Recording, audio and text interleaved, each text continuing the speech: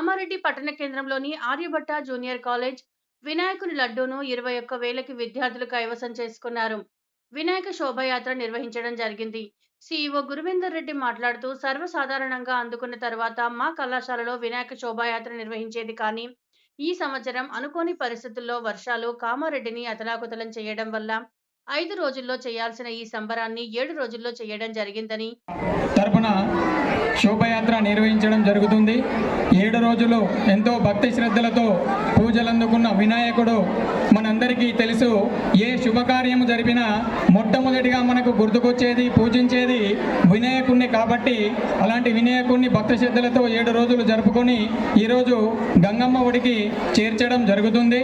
గత కొన్ని సంవత్సరాల నుండి, పూర్వకాలం నుండి ఈ యాత్ర కానీ లేదా వినాయకుని శోభయాత్ర కానీ నవరాత్రులు ఎందుకు నిర్వహించడం జరుగుతుందంటే, హిందూ సమాజాన్ని ఏకతాటిపైకి తీసుకురావడానికి స్వతంత్రానికి పూర్వమే ఈ ఉత్సవాలు ప్రారంభమైనాయి.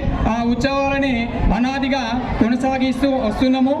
ఏ శుభకార్యానికైనా ఫస్ట్ అన్ని రకాల వరాలను మనకు అందించాలంటే మొట్టమొదటి పూజ చేయాల్సింది వినాయకుడిని. అలాంటి వినాయకుడిని మనం భక్తి శ్రద్ధలతో పూజించుకున్నాము. మరి వినాయకుని దయ మన group of colleges, Shri Aryabhatta group of కాలేజీల పైన Shri Aryabhatta junior college, Kautilya vocational మరియు PGR degree college, Manjeera degree college విద్యార్థులపై ఎల్లప్పుడూ ఉండాలని కోరుకుంటున్నాము.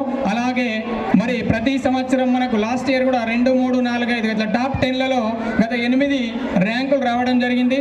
ఈ సంవత్సరం కూడా స్టేట్ ర్యాంకులతో మన కళాశాల మన తెలంగాణ స్టేట్లోనే మరొకసారి మన సత్తా ఏంటో, శ్రీ ఆర్యభట్ట విద్యార్థుల సత్తా ఏంటో ఆ మహా గణపతి ఆశీస్సులతో నిరూపించాలని మనసారా కోరుకుంటున్నాను. ఈ అవకాశం ఇచ్చిన మీ అందరికీ థ్యాంక్ యూ.